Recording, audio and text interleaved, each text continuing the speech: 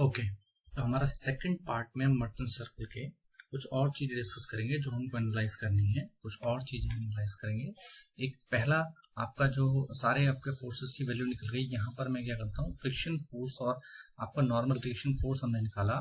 ठीक है, तो यहाँ पर हम क्या निकाल सकते हैं, यहाँ पर हम एक और चीज़ आपका जो है एनालाइज कर सकते हैं, वो है म्यू। म्यू आपको पता है कोफिशिएंट ऑफ फ्रिक्शन होता है। Okay, coefficient of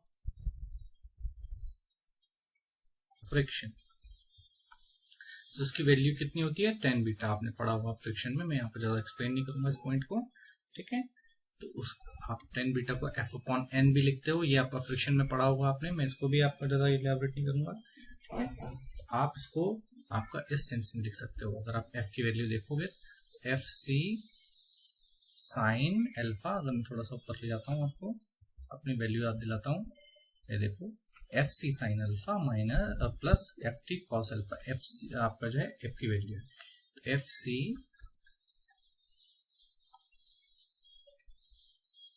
sine alpha plus f t cos alpha upon f c cos alpha minus f t sine alpha. ठीक है, अगर आप क्या करते हो, दोनों जगह ऊपर और नीचे क्या कर लेते हो, कॉस अल्फा का आपका डिवाइड कर देते हो। यहाँ पे भी ये पूरे में कॉस अल्फा का डिवाइड और यहाँ पर भी कॉस अल्फा का डिवाइड, तो हम इसको टेन अल्फा में कन्वर्ट कर सकते हैं। देखो क्या हो जाएगा, देखो एफ सी, अब ये देखो ये आपका सब पूरे ब्रैकेट में आ रखा है, तो देखो अगर मैं इसको अलग अलग कर दूंगा तो f c sine alpha on cos alpha plus f t cos alpha upon cos alpha. Okay, same आपका जो है नीचे भी होगा, f c cos alpha upon cos alpha minus f t sine alpha upon cos alpha.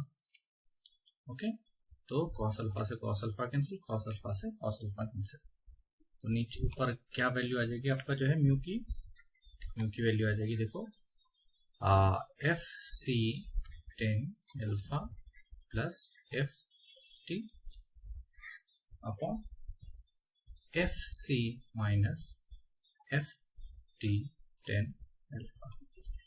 ये भी एक आपका जो है वैल्यू आप निकाल सकते हो। ठीक, तो बीटा आपका जो है फ्रिक्शन एंगल हो जाता है, मैंने आपको बताया था इससे पहले थोड़ा सा, फ्रिक्शन एंगल ये भी आपने पढ़ा हुआ है। ठीक है, फाई शेयर एंगल में आपको जो है, और अल्फा रेक एंगल ये आपको मैंने बता दिया था। अच्छा, ये फ्रिक्शन जो है जो यहाँ पर आपका जो है एलैबोरेट हुआ है, ये थोड़ा सा आपका इन्फॉर्मेशन पॉइंट ऑफ व्यू से आपको बता देता हूँ कि ये वो फ्रिक्शन नहीं है जैसा आपका जस्ट स्लाइडिंग केस में जनरली हम लेते हैं। ठीक है, क्योंकि ये वाला जो फ्रिक्शन है एफ वाला जो आ रहा है, ये आपका यूनिफॉर्मली डिस्ट्रीब्यूटेड नहीं है। वहां पर हम जो निकालते हैं उसमें क्या होता है, हम मानते हैं कि यूनिफॉर्मली डिस्ट्रीब्यूटेड है, तो थोड़ा सा डिफरेंट है, बट हम इस एस्पेक्ट पे ज्यादा आपका जोर नहीं डालेंगे क्योंकि हमारे अदर एनालिसिस हमारे लिए इंपॉर्टेंट है, तो उसको हम छोड़ते हुए चलेंगे। ठीक है, अब देखो, अब मैं यहाँ पर क्या करता हूँ, अगर आपको थोड़ा सा याद हो तो हमने एक चीज निकाली थी, एरिया ऑफ शेयर प्लेन। ठीक है ना, ऐसे बनाया था हमने, याद होगा आपको। ठीक है, ऐसे आपको जो है एक्सप्लेन किया था।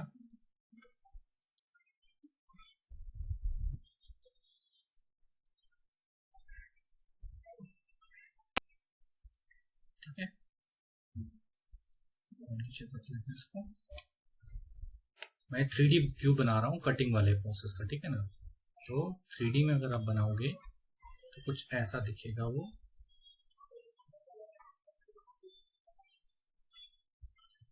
ठीक है, तो ये आपका जो है ये वाला जो जोन होता था, है ना, ये इसको आप बोलते थे टी, ये आपका होता था बी विड्थ। ठीक है ना, यहाँ पर होता था 5। ठीक है ना, तो अगर आप इस एरिया को निकालते थे तो एरिया आपका आता था। ठीक है ना, या तो आप W लिख लो इसको या B लिख लो, जो भी आप लिखना चाहते हो। अगर आप W लिखना चाहते हो विड्थ को तो W लिख लो, इसकी विड्थ हो गई, ये आपका थिकनेस हो गई T। ठीक है ना, तो अगर आप ये वाली वैल्यू को निकालते थे तो कितना आता था ये वैल्यू। ठीक है ना, ये वैल्यू आ जाती थी आपका जो है, जैसे ये आपका जो है पूरा आपका जो है राइट एंगल ट्राइंगल बन गया। ध्यान से देखो, इसको अलग से बनाता हूँ मैं, तो यहाँ पर T हो जाता है, ये 5 हो गया। अगर मुझे ये निकालना है ये वाला साइड, तो कितना आ जाएगा, ये sine alpha equals to t upon, इसको x मान लो x, आपको x equal to t upon sine alpha आ जाता था, आपको याद आ रहा होगा थोड़ा सा। x की वैल्यू आ गई। अगर मुझे पूरा ये शेयर एरिया निकालना है तो शेयर एरिया कितना आता है, ये वाला एरिया जो यहाँ पर शेयर होता है, तो यहाँ से शेयर होता है, यहीं से आपका चिप निकलता है, ठीक है ना। तो यहीं से आपका जो है चिप ऐसा इस तरीके से निकलता है, ये लाइक दिस, ठीक है। तो आपका ये वाला शेयर एरिया होता है। तो ये शेयर एरिया आपका जो है कैसे निकलेगा, शेयर एरिया निकल जाएगा आपका जो है टी अपॉन साइन अल्फा, आपका जो है इसकी आपका क्या आ गया, रेक्टेंगल की आपका एक साइड आ गई और डब्ल्यू आपका दूसरी साइड आ गई, तो इन दोनों को इंटू कर देंगे तो एरिया आ जाएगा। तो आपका जो है शेयर एरिया ए एस आपका डिनोट हो जाएगा डब्ल्यू t upon sine phi. Phi क्या होता था, शेयर एंगल, ठीक है। तो ये आपका जो है ए एस आपका क्या निकला, ये शेयर एरिया। अभी आपको थोड़ी देर में पता चलेगा कि मैं क्यों कर रहा हूँ ये सब कुछ, ठीक है। शेयर एरिया निकल गया यहाँ पे। अब देखो, तो यहां से हम क्या कर सकते हैं, एफ एस शेयर फोर्स निकाल सकते हैं। शेयर फोर्स, शेयर फोर्स वही है एफ एस, वही वाला एफ एस जो हमने आगे यूज किया है। तो आपका एफ एस क्या हो जाता है, shear force equal to shear stress tau into shear area. ये हमने पहले भी कर चुका है, ठीक है। मैं दोबारा से इसको आपका रिवाइज करवा रहा हूँ, टी डब्ल्यू t upon sine phi. Okay, so ये आपका जो है शेयर आपका निकल गया। तो यहां पर टॉ की जो है वो क्या है, एवरेज शेयर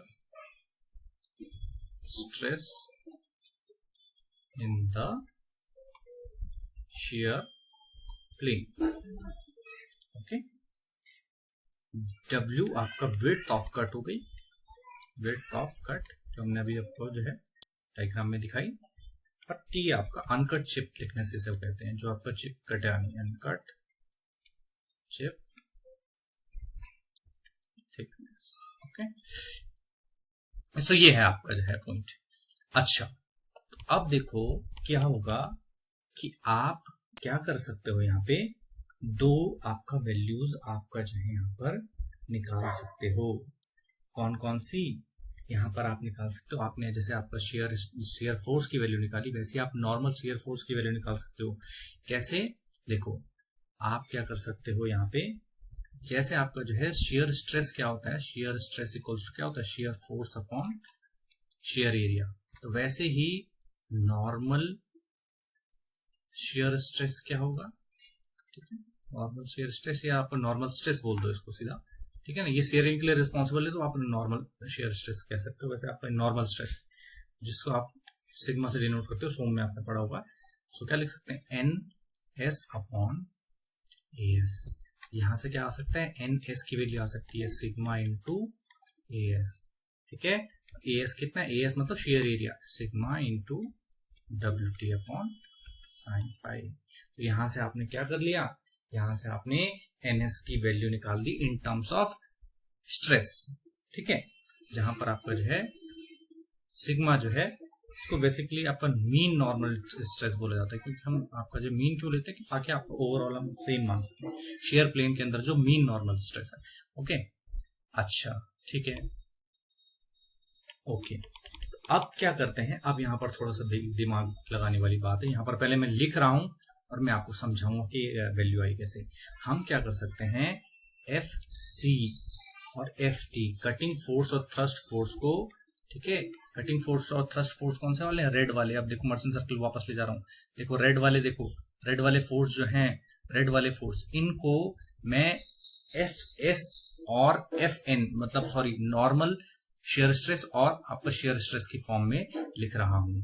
कैसे लिख रहा हूं वो मैं आपको अभी समझाता हूं, ठीक है। पहले मैं लिख लेता हूं, देन मैं आपको एक्सप्लेन करता हूं, ठीक है।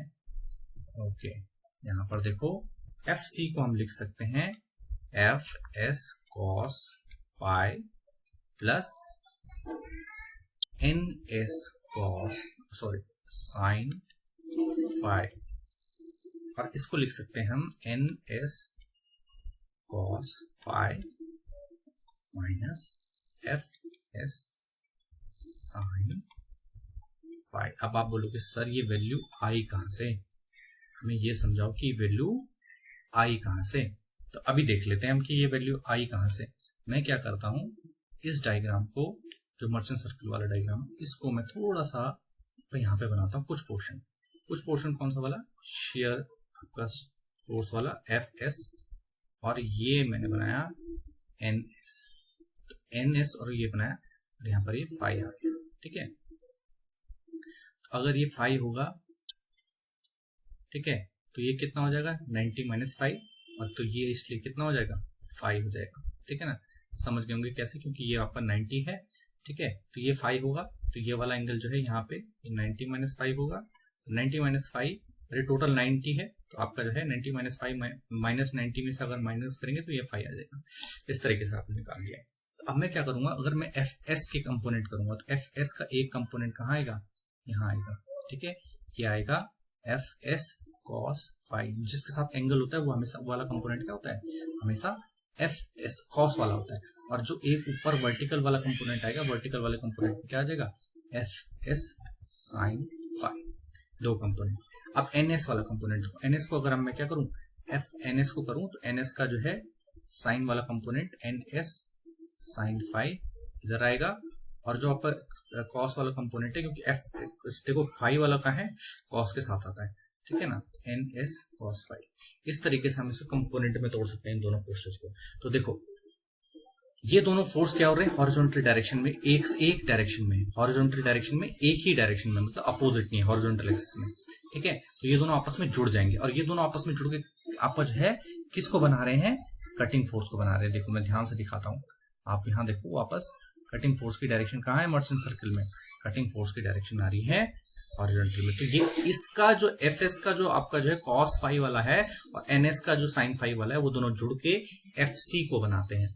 ठीक है, और वैसे ही FT देखो वर्टिकल में है ना, तो आपका जो है, जो ये दोनों के आपको वर्टिकल कंपोनेंट है, ये देखो vertical component FS sin phi ऊपर की तरफ और NS नीचे की तरफ, ये दोनों आपस में माइनस होके क्या बनाते हैं, आपका FT वाला कंपोनेंट बनाते हैं नीचे की तरफ, थ्रस्ट वाला। ठीक है, FT बनाते हैं। ये दोनों मिलके तो क्या बनाते हैं, ये दोनों मिलके बनाते हैं FC, और ये दोनों माइनस होके, माइनस क्योंकि देखो ये इन दोनों की अपोजिट डायरेक्शन। अब आप बोलोगे सर अपोजिट तो है, पर पहले NS वाले को क्यों लिखा, क्योंकि FT की डायरेक्शन नीचे है, तो ये वाला हमेशा बड़ा होगा, अगर ऊपर होती तो FS वाला बड़ा होता। ठीक है, इसलिए FT को हम क्या लिख लेते हैं, आपका NS cos phi minus FS sin phi लिख लेते हैं।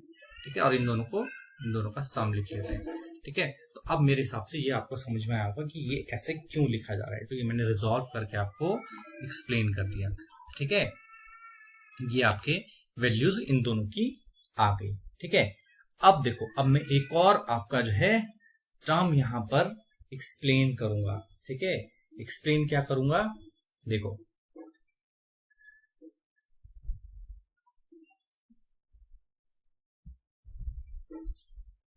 FC को आपने, देखो यहाँ पर यहाँ पर थोड़ा और पहले ले जाता हूं मैं आपको, एक चीज आपको थोड़ा सा आपको इलैबोरेट करने के लिए।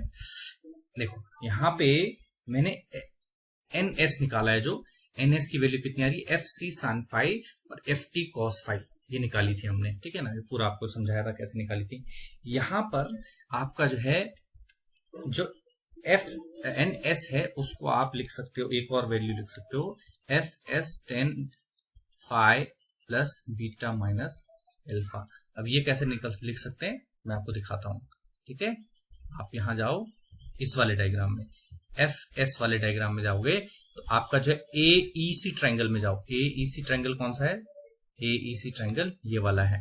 देखो यहाँ पर AEC ट्रायंगल है, तो AEC ट्रायंगल में देखो, अगर आप क्या करो, FS अपॉन NS लिखोगे, या सॉरी NS अपॉन FS लिखोगे, तो ये क्या हो जाएगा, इस phi plus beta minus alpha angle के लिए जो NS है, phi plus beta minus alpha angle के लिए जो NS है वो परपेंडिकुलर है, FS क्या है, आपका बेस है। ठीक है, तो अगर मैं लिखूंगा इस एंगल के लिए tan phi plus beta minus alpha, तो tan phi plus beta minus alpha equals to क्या हो जाएगा, NS upon tan phi plus beta minus alpha equals to NS upon FS हो जाएगा। और अगर यहाँ पर मैं NS की वैल्यू निकालूंगा, तो NS की वैल्यू कितनी आ जाएगी, इस FS को अगर मैं यहाँ ले जाऊंगा, तो FS tan phi plus beta minus alpha, जो कि मैंने क्या है करा है, यहां पर आपको लिख दिया है F S 10 phi plus beta minus alpha मैंने लिख दिया है। ठीक है, तो इस वैल्यू को मैं जानबूझ के अब यहां पर यूज करने वाला हूं। ठीक है, कहां पर यूज करने वाला हूं, देखो यहां पे। तो जहां पर भी एनएस है ना, तो एनएस की जगह मैं क्या लिख दूंगा, एनएस की जगह मैं लिख दूंगा एफ एस 10 वाला वैल्यू। ठीक है ना, तो एफ सी की वैल्यू अगर लिखें हम, तो एफ सी की वैल्यू कितनी आ रही है, F S cos phi plus NS, NS की जगह लिख दूंगा F S 10 phi plus beta minus alpha. अगर आप देखोगे फिर से एफ सी की वैल्यू देखो यहां पे, F S cos phi plus N S sine phi. तो एन एस की जगह मैंने क्या लिख दिया, एन एस की जगह मैंने लिख दिया F S 10 phi plus beta minus alpha and then sine phi, then sine phi. और अगर मैं क्या करूं, इसको और इलेबोरेट करके लिखूं, तो एफ एस कॉमन ले सकते हैं हम और लिख सकते हैं cos phi plus sine phi 10 phi plus beta minus alpha. एक वैल्यू ये आ गई। सिमिलरली आप क्या कर सकते हो, सिमिलरली एफ टी की वैल्यू भी एग्जैक्टली वही एनएस की जगह वैल्यू रखोगे तो आपकी वैल्यू आ जाएगी कितनी, F S equals to cos phi 10 phi plus beta minus alpha plus minus, sorry minus होगा, मिस्टेक है, minus sine phi, minus sine phi आपका जो है वैल्यू आ जाएगी। तो ये आपकी जो है वैल्यू निकाली मैंने दो, आपका जो है रीअरेंज करके, ठीक है, रीअरेंज करके मैंने ये वैल्यू निकाली है। ठीक है, तो आई होप कि आपके दिमाग में बैठी होंगी कि मैंने किस किस तरीके से ये वैल्यू रीअरेंज करके निकाल ली है। ठीक है, तो अगर मैं इसको आपका जो है लिखना चाहूं थोड़ा सा और ऊपर रीअरेंजिंग करके, तो मैं कुछ इस तरीके से इसको लिख सकता हूं। ठीक है,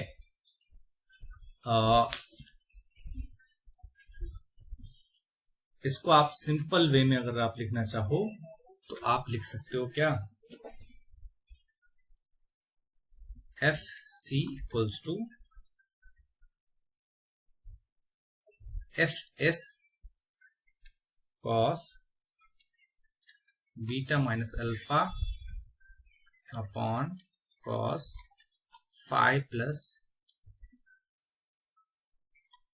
बीटा माइनस अल्फा। ठीक है, मैंने कुछ नहीं किया यहाँ पे, मैंने बस आपका जो है इस वाले इक्वेशन को थोड़ा सा और साइन थीटा अपॉन आपका जो है ये वाला sine theta upon cos theta का ओपन करके एंड देन इसको सॉल्व किया एंड देन सॉल्व करने के बाद ये वैल्यू आ जाएगी। ठीक है, तो आप इसको सॉल्व करेंगे तो आपका आ जाएगा। यहाँ पर कुछ नहीं करना है, आपने यहाँ 10 थीटा है 10 phi plus beta minus alpha जो मैंने लिखा हुआ है यहाँ पे एफ सी वाली वैल्यू में देखो आप।